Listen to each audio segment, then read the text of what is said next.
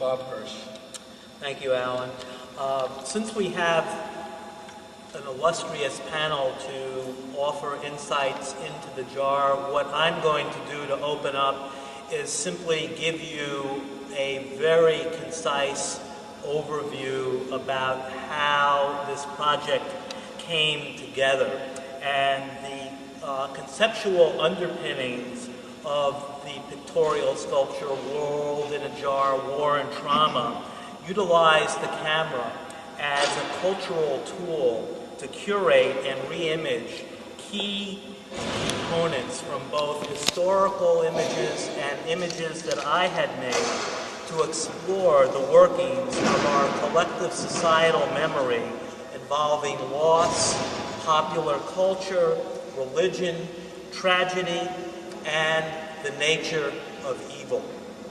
Utilizing the Shoah as an historic anchor, this venture evolved out of my response to the events of 9/11 and expanded to include what I refer to as life's big issues, including ethnic violence, genocide, religious intolerance, and war. The project involved researching visual material that was selectively photographed to investigate the nature of the photographic image and its relationship to time. This was accomplished by what I call in-camera means. That is, I was using angle, focus, depth of field, lighting, rather than post-camera techniques such as Photoshop to make the images happen.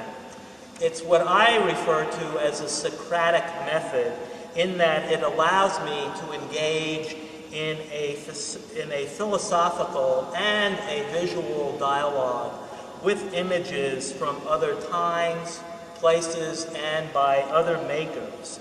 And it springs from the notion that there is no correct idea about how an image should first look.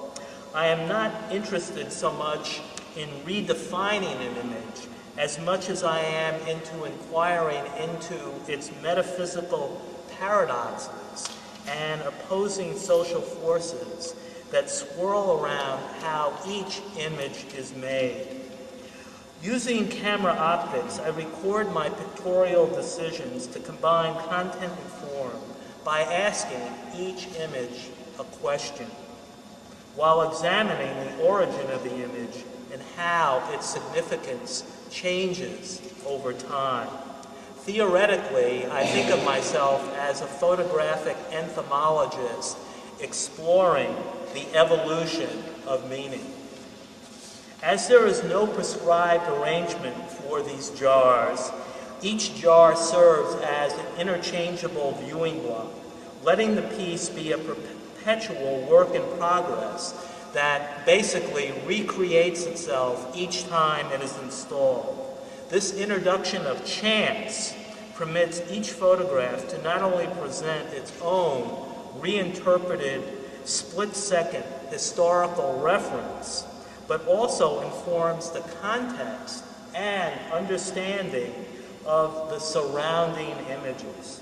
Such an arrangement produces an open storytelling format that encourages viewers to ponder what history and images can and cannot teach us by asking us to ponder who we are. There are no captions or text references to anchor the images, which allow them to transcend their specific time-based circumstances, encouraging audiences to interact and expand on the meanings based on their own experiences. This engagement reminds us how photographs continue to seduce us into believing that they are objective records, when in fact all images are not what they initially appear to be, and require thoughtful examination to discover the numerous differing tales that they are capable of telling. This flexible production, emulating how the puzzles and inconsistencies of our own memories are constructed, conveys an endless and often contradictory account about the human condition that exists outside of chronological time. That's it. Thank you, Bob.